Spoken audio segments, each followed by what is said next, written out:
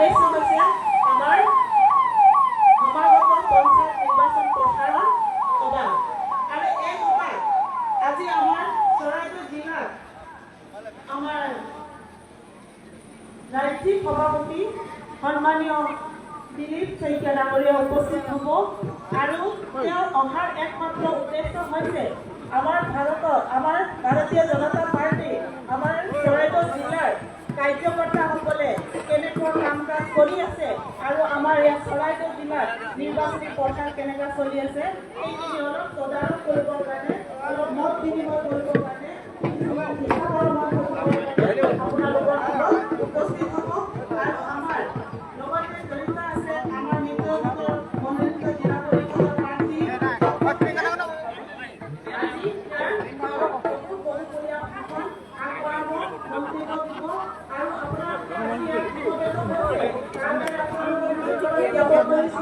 যিহেতু আমাৰ পঞ্চায়ত নিৰ্বাচনৰ প্ৰচাৰ চলি আছে, আমি সোণাৰী সমষ্টি আৰু আমাৰ মামৰা সমষ্টিত আমি নিৰ্বাচনী প্ৰচাৰ চলাই আছো।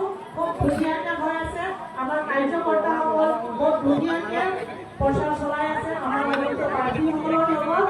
আৰু এনেকৈ আমাৰ ডাঙৰ ডাঙৰ মিটিঙো হৈ আছে, আমাৰ চিকাৰবৈঠকো হৈ আছে, আমাৰ ঘৰে ঘৰে এনেকৈ কেম্পেইনিং হৈ আছে। তাৰ কাৰণে আপোনালোকৰ সহযোগিতা কৰাৰ কাৰণে বহুত ধন্যবাদ দিছোঁ।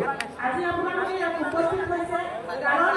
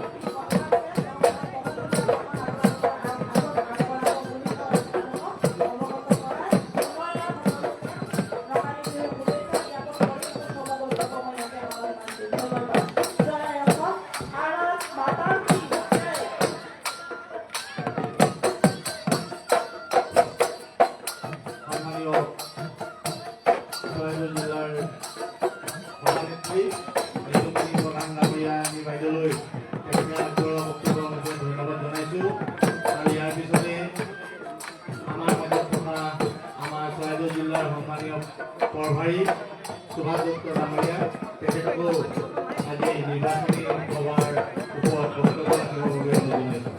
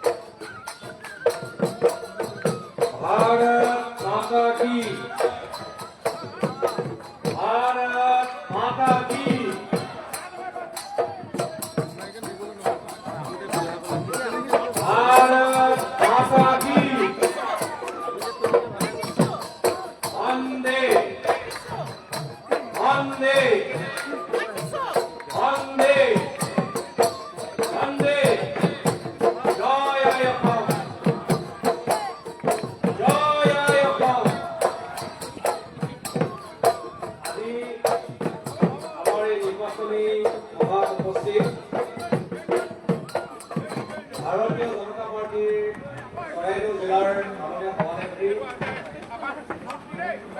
নিতুমণি প্ৰধান ডাঙৰীয়ানী, আমাৰ মাজত উপস্থিত অসম চৰকাৰৰ মাননীয় পৰিবহণ মন্ত্ৰী, মালমৰা সমষ্টিৰ মাননীয় বিধায়ক ডক্টৰ জুনেদ মোহন ডাঙৰীয়া, আমাৰ মাজত উপস্থিত সোণাৰী বিধানসভা সমষ্টিৰ মাননীয় বিধায়ক ধৰ্মেশ্বৰ কোঁৱৰ ডাঙৰীয়া, ইতিমধ্যে আমাৰ মাজত আহি উপস্থিত হৈছে অসম চৰকাৰৰ মাননীয় মন্ত্ৰী, চৰাইদেউ জিলাৰ নিৰ্বাচনৰ তত্ত্বাৱধায়ক ভূপেশ বৰা ডাঙৰীয়া, তেখেতক চিনাকি কৰি দিয়াৰ লগতে সম্বৰ্ধনাটো জনাইবৰ কাৰণে অনুৰোধ জনাইছো। ভাল বোৱা গামোচা আমাৰ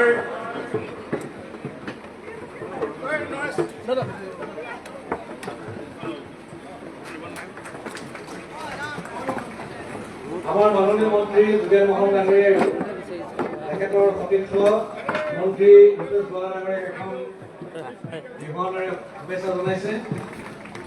মাননীয় বিধায়ক ধৰ্মেশ্বৰ কোঁৱৰ ডাঙৰীয়াই মাননীয় মন্ত্ৰী মহোদয়ক এখন ফুলাম গামোচাৰে সম্বৰ্ধনা জনাইছে। জিলাৰ সভানেত্ৰী নীতিমণি প্ৰধান ডাঙৰীয়াকে এখন গামোচাৰে সম্বৰ্ধনা জনাইছে। ধন্যবাদ। আজি এই সভাত উপস্থিত মাননীয় মন্ত্ৰী চৰাইদেউ জিলাৰ নিৰ্বাচনৰ তত্ত্বাৱধায়ক ৰূপেশ বৰা ডাঙৰীয়া, তেখেত অসম চাহ মজদুৰ সংঘৰ সাধাৰণ সম্পাদক, ডুমডুমা বিধানসভা সমষ্টিৰ মাননীয় বিধায়ক আৰু অসম চৰকাৰৰ মাননীয় মন্ত্ৰী। আমাৰ মাজত উপস্থিত অসম গণ পৰিষদ দলৰ জ্যেষ্ঠ নেতা, অসম হাইড্ৰকাৰ্বন এনাৰ্জি কোম্পানীৰ অধ্যক্ষ, অসম চৰকাৰৰ প্ৰাক্তন মন্ত্ৰী হিৰণ্য কোঁৱৰ ডাঙৰীয়া, আমাৰ মাজত উপস্থিত সোণাৰী বিধানসভা সমষ্টিৰ প্ৰাক্তন বিধায়িকা নৱনীতা সন্দিকৈ ডাঙৰীয়ানী, অসম গণ পৰিষদ দলৰ চৰাইদেউ জিলাৰ সভাপতি নাৰায়ণ লাহন ডাঙৰীয়া, গোৰ্খা ডেভেলপমেণ্ট কাউন্সিলৰ অধ্যক্ষ প্ৰেম তামাং ডাঙৰীয়া, বড়ো কছাৰী অট'নমাছ কাউন্সিলৰ এক্সিকিউটিভ মেম্বাৰ বিনোদ বসুমতাৰী ডাঙৰীয়া,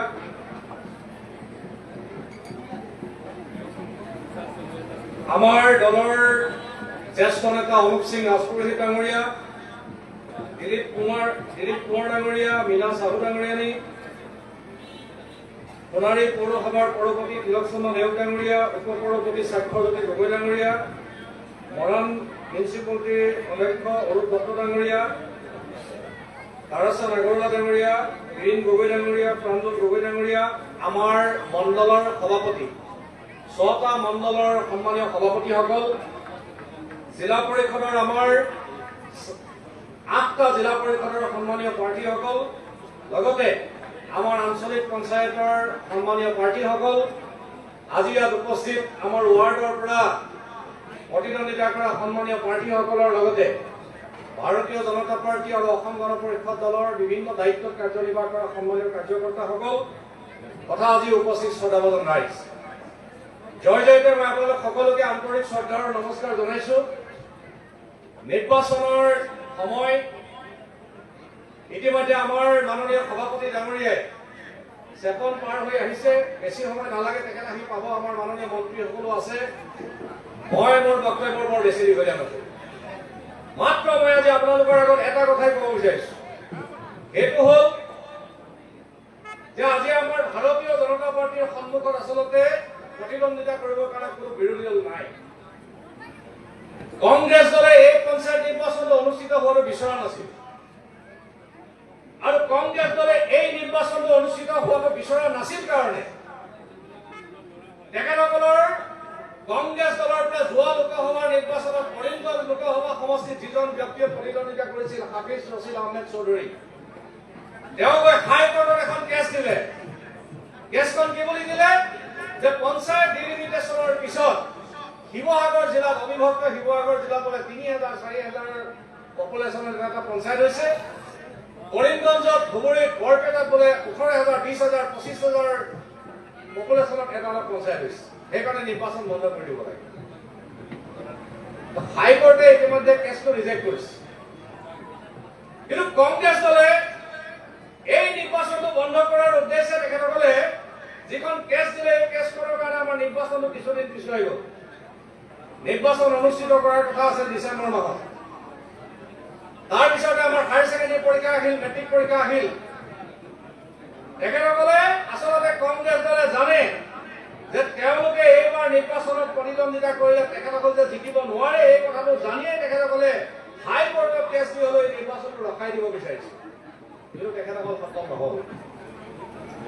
তাৰপিছত কি হল, আজি নিৰ্বাচন অনুষ্ঠিত হোৱাৰ লগে লগে এতিয়া 37খন জিলা পৰিষদৰ আসনত ভাৰতীয় জনতা পাৰ্টীৰ মিত্ৰজোঁটৰ প্ৰাৰ্থীসকল বিনা প্ৰতিদ্বন্দ্বিতাৰে জয়যুক্ত হৈছে। 37খন জিলা পৰিষদ, এটা জিলা পৰিষদত 6খন-7খন পঞ্চায়ত থাকে। 37খন জিলা পৰিষদত কংগ্ৰেছে কেণ্ডিডেটে দিব নোৱাৰিলে, তাৰে 35খন ভাৰতীয় জনতা পাৰ্টি, 2খন অসম গণ পৰিষদ। 295খন আঞ্চলিক পঞ্চায়তৰ আসনত কংগ্ৰেছ দলে বিৰোধী দল হৈ প্ৰাৰ্থীয়ে দিব নোৱাৰিলে। বিনা প্ৰতিদ্বন্দ্বিতাৰে ভাৰতীয় জনতা পাৰ্টীৰ নেতৃত্বত জয়যুক্ত হৈছে। তাৰে 45খনত অসম গণ পৰিষদ, 18খনত ৰাভা হাছং সংগ্ৰাম সমিতি আৰু বাকীখিনি ভাৰতীয় জনতা পাৰ্টী। আজি কংগ্ৰেছ দলে এইটো ভালকৈ জানে যে তেখেতসকলে এই নিৰ্বাচনতেই নহয়, ভৱিষ্যতৰ কেইবাটাও নিৰ্বাচনত তেখেতসকলে জয়ৰ মুখ দেখিবলৈ তেখেতসকল সক্ষম নহয়। ইতিমধ্যে আমাৰ চৰাইদেউ জিলাৰ প্ৰাক্তন সভাপতি লক্ষ্মীনাথ দাস ডাঙৰীয়াও আহি উপস্থিত হৈছে। তেখেতৰ কাৰণে এটা হাত চাপৰি বজাই দিয়কচোন ৰাইজসকলে।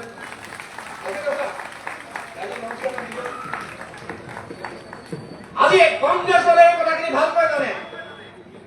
আমি এটা হিচাপ কৰি চাইছিলো যে ৱাৰ্ড মেম্বাৰ কিমান নিৰ্দলীয় দেখিছে, আমাৰ মানে বিনা প্ৰতিদ্বন্দ্বিতা দেখিছে। প্ৰায় 350খন পঞ্চায়ত গঠন কৰিব পৰাকৈ এতিয়া ৱাৰ্ড মেম্বাৰ বিলাকো আপোনাৰ বিনা প্ৰতিদ্বন্দ্বিতা জিকি গৈছে। কংগ্ৰেছ দল বা তেখেতসকলৰ সমৰ্থকসকলে ৱাৰ্ড মেম্বাৰটো তেখেতসকলৰ সমৰ্থিত ব্যক্তিক আগবঢ়াই দিবৰ কাৰণে সক্ষম নহয়। যদিও বা ৱাৰ্ড মেম্বাৰ বিলাক নিৰ্দলীয়, তথাপিতো কংগ্ৰেছ দলেতো তেওঁলোকৰ বিধায়কসকলেতো লগত লৈ ঘূৰি ফুৰিছে। গতিকে আজি ৰাইজ এটা কথা চাওক, কংগ্ৰেছ দলটো এতিয়া আচলতে ৰাইজৰ মুখামুখি হ'ব নোৱাৰে। কিয়? কাৰণ ভাৰতীয় জনতা পাৰ্টীৰ নেতৃত্বই মাননীয় প্ৰধানমন্ত্ৰী নৰেন্দ্ৰ মোদী ডাঙৰীয়াই বা আজি আমাৰ ৰাজ্যৰ মুখ্যমন্ত্ৰী ডক্টৰ হিমন্ত বিশ্ব শৰ্মা ডাঙৰীয়াই যদি ৰাইজক যদি কিবা প্ৰতিশ্ৰুতি দিছে, সেই প্ৰতিশ্ৰুতি পালন কৰিছে।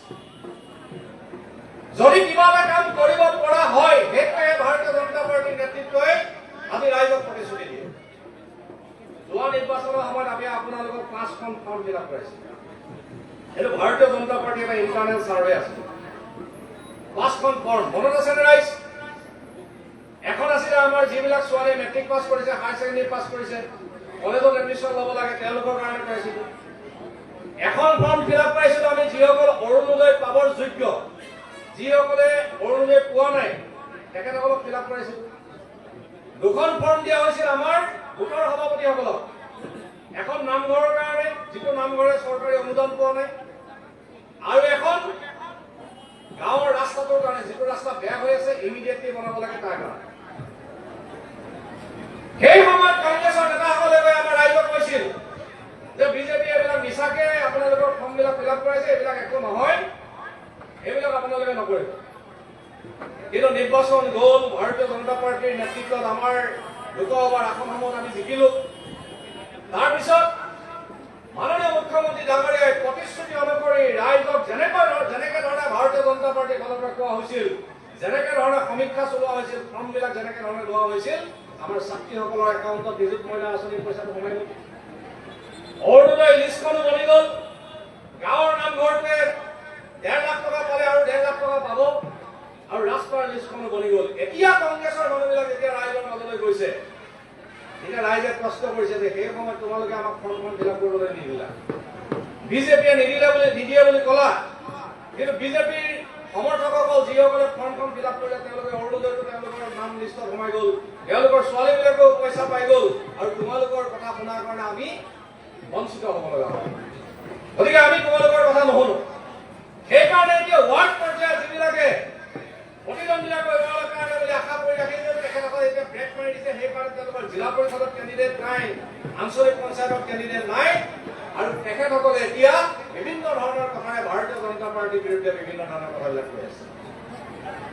গতিকে ৰাইজ, মই এটা কথাই আপোনালোকক ক'ব বিচাৰিছো, ভাৰতীয় জনতা পাৰ্টীয়ে যদি কেতিয়াবা প্ৰতিশ্ৰুতি দিছে, ভাৰতীয় জনতা পাৰ্টীৰ নেতৃত্বত অসম গণ পৰিষদ, আমাৰ UPPL বা আজি আমাৰ অন্যান্য যিখিনি ৰাজনৈতিক দল মিলি আমাৰ অসমত চৰকাৰ চলি আছে, আমি NDA চৰকাৰে মাননীয় মুখ্যমন্ত্ৰী ডক্টৰ হিমন্ত বিশ্ব শৰ্মা ডাঙৰীয়াৰ নেতৃত্বত, বলিষ্ঠ নেতৃত্বত আজি আমাৰ অসমখনক আগুৱাই লৈ যোৱাৰ কাৰণে কাম কৰিছে। গতিকে আগন্তুক পঞ্চায়তৰ নিৰ্বাচনত ইতিমধ্যে আজি আমাৰ ঘোষণা পত্ৰ প্ৰকাশ হৈছে। মাননীয় সভাপতি ডাঙৰীয়া আহি আছে, সভাপতি ডাঙৰীয়াই ক'ব। মই মাত্ৰ আপোনালোকক এটা কথা কৈ শেষ কৰিব বিচাৰিছো, যিদৰে কংগ্ৰেছৰ নেতাসকলে এতিয়া আমাৰ এই ফৰ্মখিনি ভুৱা বুলি কৈছিল, এতিয়া তেওঁলোকে জিঅ'টেকটোক মিছা বুলি ক'ব বিচাৰিছে। এই যে প্ৰধানমন্ত্ৰী আৱাস যোজনাৰ ঘৰৰ কাৰণে যিটো জিঅ'টেক হ'ল, সেইটোক এতিয়া তেওঁলোকে মিছা বুলি ক'ব বিচাৰিছে, কিন্তু ৰাইজে কথাটো বিশ্বাস নাই। এতিয়া মাননীয় মুখ্যমন্ত্ৰী ডাঙৰীয়াই কৈছে যিখিনি ঘৰ জিঅ'টেক হ'ল এই ঘৰখিনি আমাৰ এই নিৰ্বাচনৰ পিছতে নিৰ্মাণ কাৰ্য আৰম্ভ হ'ব। আজি যেনেকৈ অৰুণোদয় লিষ্টটো বনি গ'ল, ঠিক তেনেকৈ আমাৰ মহিলা উদ্যমিতা আঁচনিৰ 10,000 টকা যিটো, এই 10,000 টকাটো 15 জুলাইৰ ভিতৰত ইতিমধ্যে মাননীয় মুখ্যমন্ত্ৰী ডাঙৰীয়াই লাগোৱাত কৰি গৈছে যে 15,000 টকাটো 10,000 টকাটো 15 জুলাইৰ ভিতৰত চৰাইদেউ জিলাৰ প্ৰত্যেকগৰাকী আমাৰ আই মাতৃয়ে লাভ কৰিব। গতিকে মই আপোনালোকক এই কথাখিনিকে কৈ মই আগন্তুক সময়খিনিত আমাৰ আটাইকেইজন প্ৰাৰ্থী 8টা জিলা পৰিষদত 8জন প্ৰাৰ্থী আঞ্চলিক পঞ্চায়তত আমাৰ ভাৰতীয় জনতা পাৰ্টি আৰু অসম গণ পৰিষদ দলৰ প্ৰতীক চিহ্ন যিসকল প্ৰাৰ্থীয়ে প্ৰতিদ্বন্দ্বিতা কৰিছে তেখেতসকলক পদুম ফুলৰ চিহ্নত, হাতীৰ চিহ্নত ভোট দি বিপুল ভোটত জয়যুক্ত কৰিবৰ কাৰণে আহ্বান জনাই মই আপোনালোক সকলোকে নমস্কাৰ জনাই মই মোৰ বক্তব্য সামৰণি মাৰিছো। আকৌ এবাৰ কওক, ভাৰত মাতা কি, ভাৰত মাতা কি, বন্দে বন্দে, জয় অসম, জয় হিন্দ, নমস্কাৰ।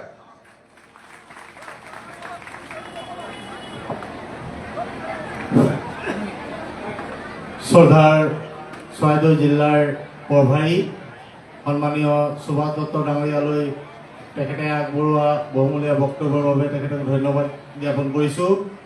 আৰু ইয়াৰ পিছতে আমি পুনৰ সম্বৰ্ধনা কাৰ্যসূচীলৈ ঘূৰি যাব বিচাৰিছোঁ। আমাৰ মাজত আহি উপস্থিত হৈছেহি চৰাইদেউ জিলাৰ প্ৰাক্তন সভাপতি লক্ষ্মীনাথ তাছা ডাঙৰীয়া। তেখেতকো আমাৰ কাৰ্যকৰ্তাসকলক সম্বৰ্ধনা জনাবৰ বাবে অনুৰোধ জনালোঁ। আৰু আমাৰ মাজত আহি উপস্থিত হৈছেহি আমাৰ লাকুৱা চফৰাই মণ্ডলৰ সন্মানীয় সভাপতি তলুক গগৈ ডাঙৰীয়া। তেখেতকো সম্বৰ্ধনা জনাবৰ বাবে অনুৰোধ জনালোঁ। সোণাৰী মণ্ডলৰ সন্মানীয় সভাপতি নন্দ কিশোৰ বৰাক ডাঙৰীয়া আমাৰ মাজত আছে, তেখেতকো সম্বৰ্ধনা জনাবৰ বাবে অনুৰোধ জনালোঁ।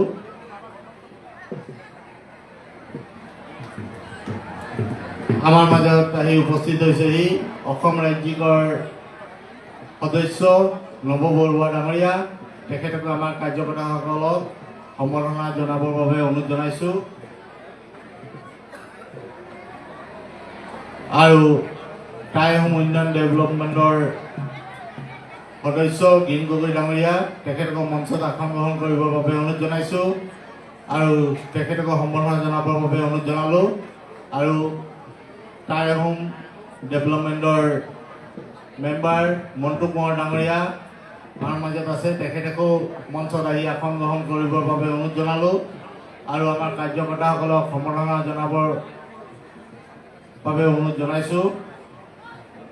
আৰু আমাৰ গেটৰ ওচৰতে দুখন গাড়ী পাৰ্কিং কৰি থৈছে, যাৰ কাৰণে আমাৰ গাড়ী সোমোৱাৰ ক্ষেত্ৰত যথেষ্ট অসুবিধা হৈছে। AS04AB 2388 আৰু AS04AE 1587 এই দুখন বাহনৰ গৰাকীসকললৈ আমাৰ ফালৰ পৰা বিনম্ৰ অনুৰোধ যাতে এই দুখন বাহন আমাৰ গেটৰ ওচৰৰ পৰা আঁতৰাই দিয়ে। আৰু ইয়াৰ পিছতে আমাৰ মাজত উপস্থিত থকা আমাৰ চৰাইদেউ জিলাৰ অগপ দলৰ সন্মানীয় সভাপতি নাৰায়ণ লাহন ডাঙৰীয়া আজি নিৰ্বাচনী সভাৰ ওপৰত বক্তব্য ৰাখিবৰ বাবে অনুৰোধ জনাইছোঁ।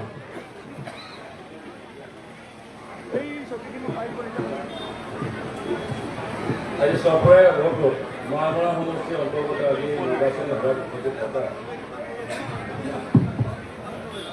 ভাৰতীয় জনতা পাৰ্টি চৰাইদেউ জিলাৰ সভানেত্ৰী ডাঙৰীয়ানী, এই সভাত উপস্থিত থকা অসম চৰকাৰৰ কেবিনেট মন্ত্ৰী শ্ৰদ্ধা যোগেন মোহন ডাঙৰীয়া, এই সভাত উপস্থিত থকা অন্যতম কেবিনেট মন্ত্ৰী আমাৰ অতিকে শ্ৰদ্ধাৰ ৰূপেশ গোৱালা ডাঙৰীয়া আৰু এই সোণাৰী সমষ্টিৰ সন্মানীয় বিধায়ক ৰমেশ্বৰ কোঁৱৰ ডাঙৰীয়া, প্ৰাক্তন মন্ত্ৰী আমাৰ শ্ৰদ্ধাৰ বীৰেন্দ্ৰ কুমাৰ কোঁৱৰ ডাঙৰীয়া, আমাৰ প্ৰভাৰী শ্ৰদ্ধা সুভাষ দত্ত ডাঙৰীয়া, প্ৰাক্তন বিধায়িকা নৱনীতা সন্দিকৈ ডাঙৰীয়ানী, APTCLৰ সঞ্চালক আমাৰ বন্ধুবৰ অনুপ সিং ৰাজপুৰোহিত ডাঙৰীয়া, প্ৰাক্তন বিধায়িকা নৱনীতা সন্দিকৈ ডাঙৰীয়ানী, আমাৰ চেয়াৰমেন তিলক চন্দ্ৰ নেওগ ডাঙৰীয়া, আমাৰ কোঁৱৰ ডাঙৰীয়া, ডেভেলপমেণ্ট বৰ্ডৰ আমাৰ চেয়াৰমেন তাৰাচন আগৰলৈকে আদি কৰি আমাৰ জিলাৰ ভাৰতীয় জনতা পাৰ্টীৰ সন্মানীয় বিষয়ববীয়াসকল মন্টু কোঁৱৰ সভাপতি হৰেণ গগৈ, আমাৰ প্ৰাঞ্জল গগৈ, আমাৰ কামাংকে আদি কৰি ইয়াত বিভিন্ন দায়িত্বত থকা ভাৰতীয় জনতা পাৰ্টীৰ সন্মানীয় বিষয়ববীয়াসকল আৰু অসম গণ পৰিষদ দলৰ বিভিন্ন দায়িত্বত থকা সন্মানীয় বিষয়ববীয়াসকল আৰু বিভিন্ন ঠাইৰ পৰা অহা আমাৰ সন্মানীয় ৰাইজ, আমি আপোনালোক আটাইলৈকে জয় জয়তে অসম গণ পৰিষদ চৰাইদেউ জিলা সমিতিৰ তৰফৰ পৰা আজি এই নিৰ্বাচনী বতৰত আটাই আন্তৰিক শ্ৰদ্ধা আৰু অভিনন্দন জ্ঞাপন কৰিছোঁ। ইতিমধ্যে আমাৰ সুভাষ দত্ত ডাঙৰীয়া কৈছে, আমাৰ জিলা সভাপতি ডাঙৰীয়া গোটেই কথাখিনি আপোনালোক কৈছোঁ। আজি নিৰ্বাচনী বতৰত আপোনালোক প্ৰত্যেকগৰাকী মানুহে আজি আমাৰ কৰ্মকৰ্তাই আজি এই নিৰ্বাচনী প্ৰচাৰত ব্যস্ত হৈ আছে।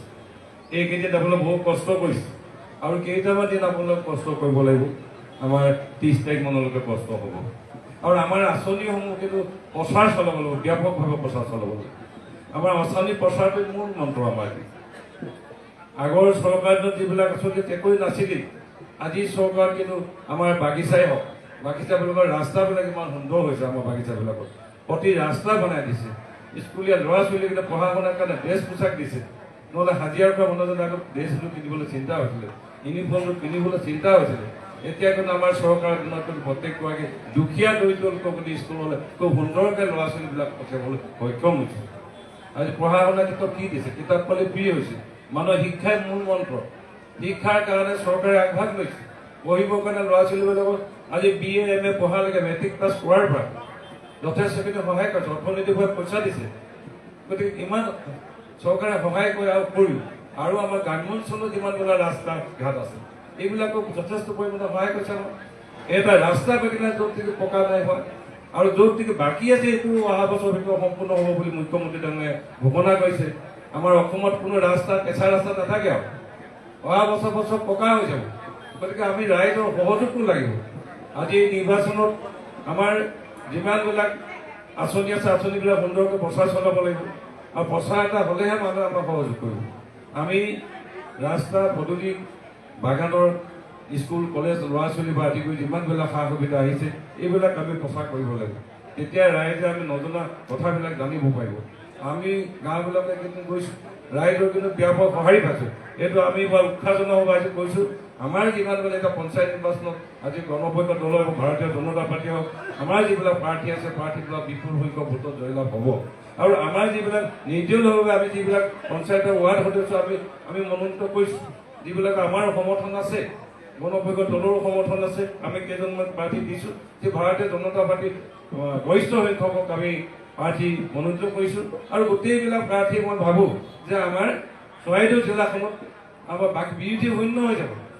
আমাৰ ভাৰতীয় জনতা পাৰ্টী অসম গণ পৰিষদ দলৰ মিত্ৰ গোষ্ঠী যিমানবিলাক প্ৰাৰ্থী আছে সকলোবিলাক জয়যুক্ত হ'ব।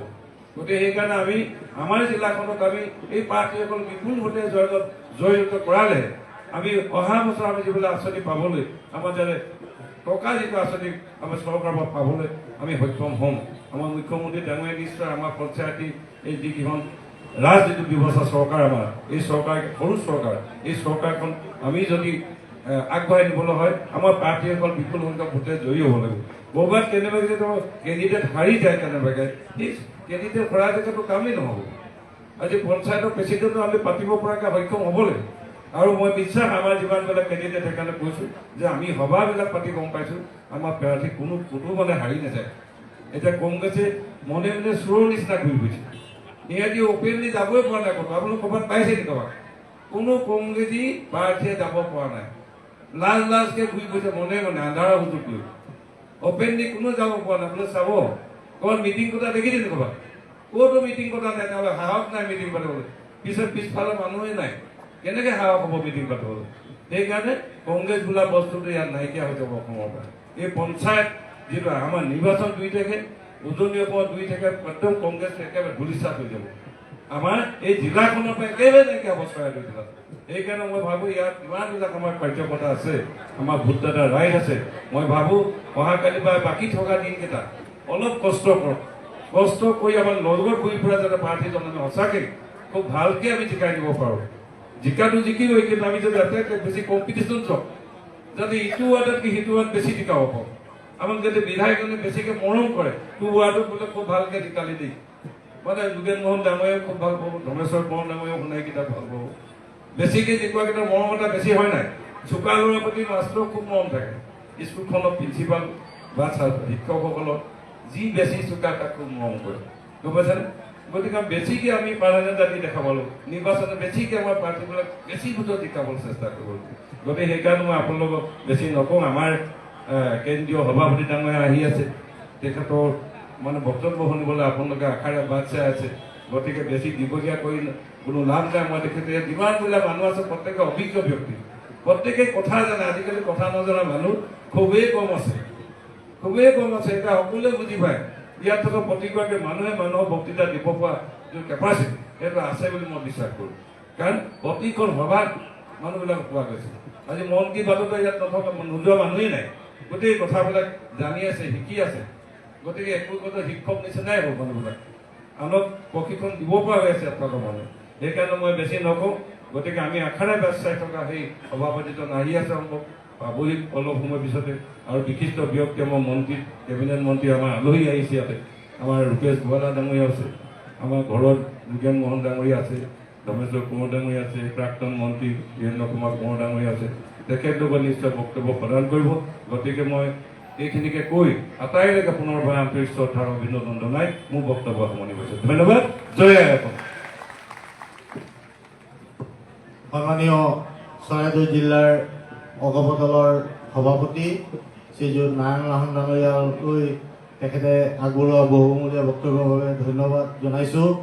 আৰু ইয়াৰ পিছতেই আমাৰ মাজত উপস্থিত থকা শ্ৰদ্ধাৰ অসম চৰকাৰৰ কেন্দ্ৰীয় মন্ত্ৰী, কেবিনেট মন্ত্ৰী তথা আমাৰ চৰাইদেউ জিলাৰ পঞ্চায়ত নিৰ্বাচনৰ তত্ত্বাৱধায়ক ৰূপেশ গোৱালা ডাঙৰীয়া আমাৰ মাজত আছে।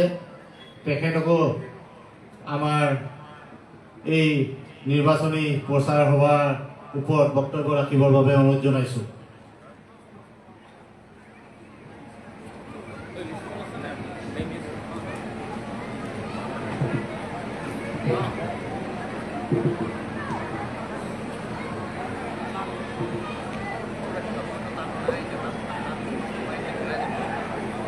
আজি এই নিৰ্বাচনী প্ৰচাৰ সভাত আমাৰ মাজত উপস্থিত থকা আমাৰ সকলোৰে শ্ৰদ্ধাৰ তথা জনপ্ৰিয় মন্ত্ৰী সন্মানীয় যোগেন মোহন ডাঙৰীয়া, আমাৰ মাজত উপস্থিত থকা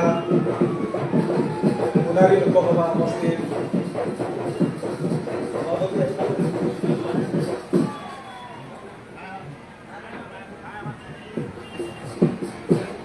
আমাৰ মাজত উপস্থিত থকা সোণাৰী সমষ্টিৰ সন্মানীয় বিধায়ক ধৰ্মেশ্বৰ কোঁৱৰ ডাঙৰীয়া,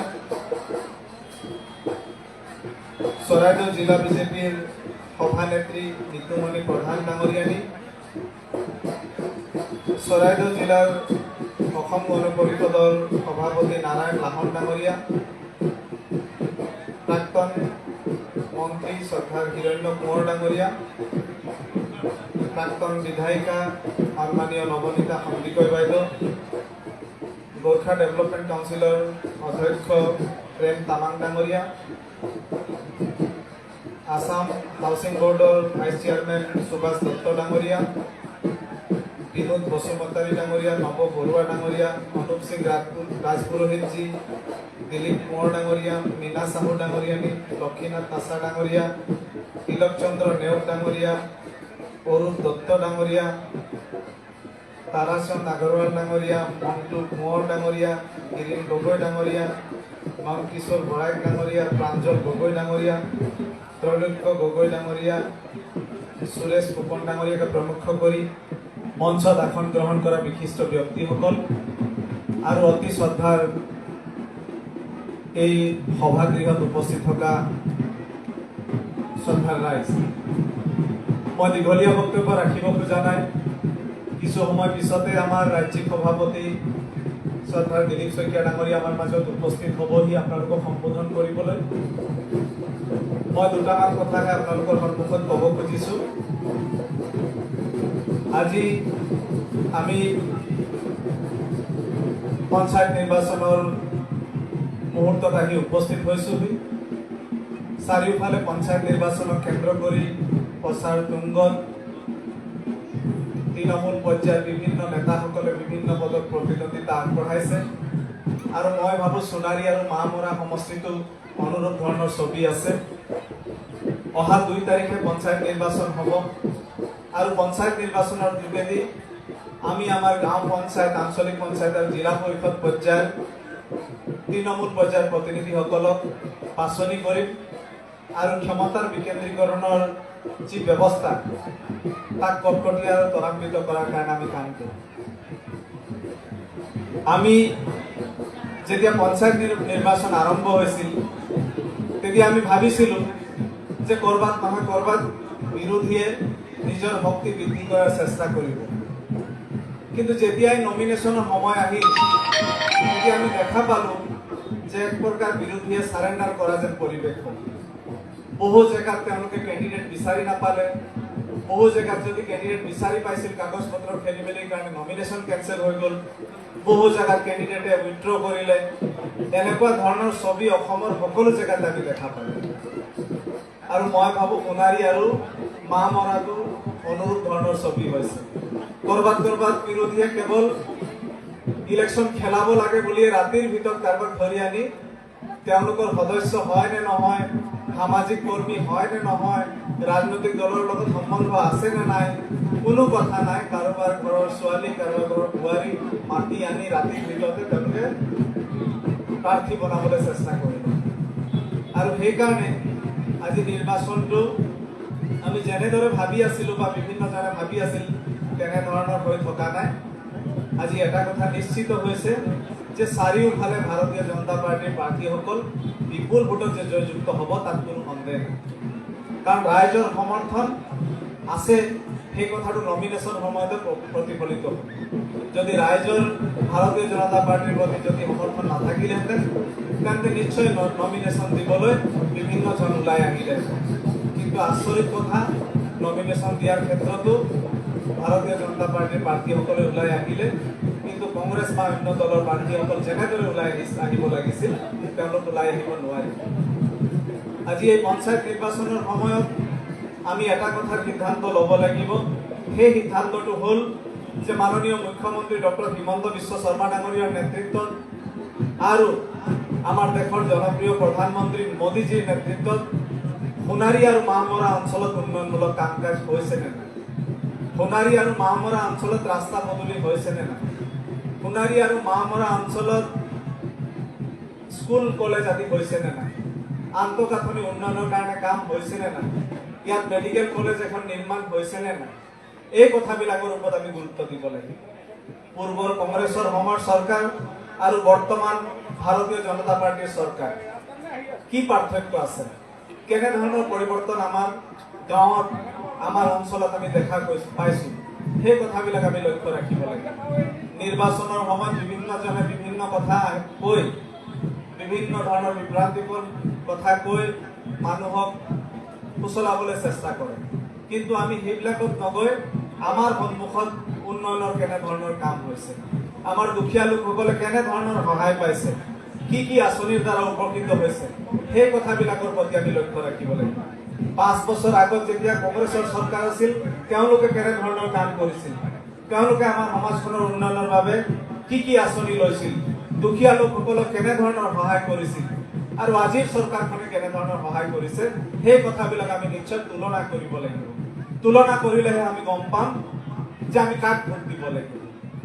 এই আগৰ দিনটো আমি ঘূৰাই আনিব লাগিব নে যিটো চৰকাৰে যাৰ নেতৃত্বত আজি অসমখন আগুৱাই গৈছে, দুখীয়া লোকসকলৰ জীৱনত আশাৰ ৰেঙনি আহিছে, সেই তেনেকুৱা চৰকাৰখনৰ বা সেই দলৰ যিসকল প্ৰতিনিধি আজি নিৰ্বাচনত অৱতীৰ্ণ হৈছে তেওঁলোকক সহায় কৰিব লাগিব। আজি অসমৰ গাঁৱে ভূঞে নগৰে চহৰে প্ৰতিটো জাতি জনগোষ্ঠীৰ উন্নয়নৰ কাৰণে আমাৰ চৰকাৰে কাম কৰিছে। আজি অসম ভাৰতৰ অন্যান্য আগশাৰীৰ ৰাজ্যবিলাকৰ লগত ফেৰ মাৰিব পৰাকে নিজকে প্ৰতিযোগিতাত অৱতীৰ্ণ কৰিছে। তেনেকুৱা এটা পৰ্যায়ত আমি আহি উপনীত হৈছোঁ।